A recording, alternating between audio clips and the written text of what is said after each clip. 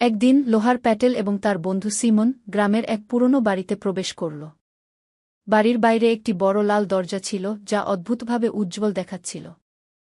এই দরজা খুললেই হয়তো কিছু মজার ঘটনা ঘটবে। চল দেখা যাক। তবে সাবধানে চলবে, দরজা খুললেই কি হবে জানি না। লোহার প্যাটেল দরজাটি ধীরে ধীরে খুলে ফেলল। ভিতরে প্রবেশ করেই তাদের সামনে একটি অন্ধকার কক্ষ দেখা গেল।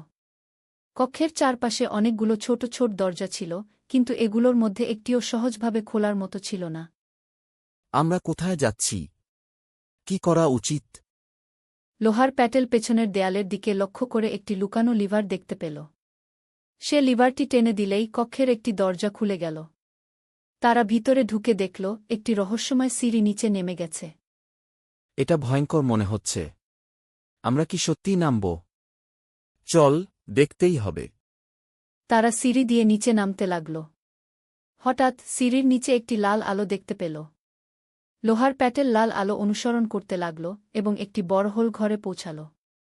হোলের মধ্যে একটি পুরনো পুস্তক ছিল। পুস্তকের উপর একটি চমকপ্রদ তালা ছিল।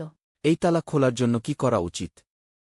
লোহার প্যাটেল পুস্তকটি দেখতে গিয়ে জানাল যে তালার একটি সিক্রেট কোড রয়েছে। পুস্তকে লেখা ছিল, যতটা বেশি ভাববে ততই সহজ হবে কি তারা কোড সমাধান। অবশেষে তারা কোডটি সমাধান করল এবং তালাটি খুলে ফেলল।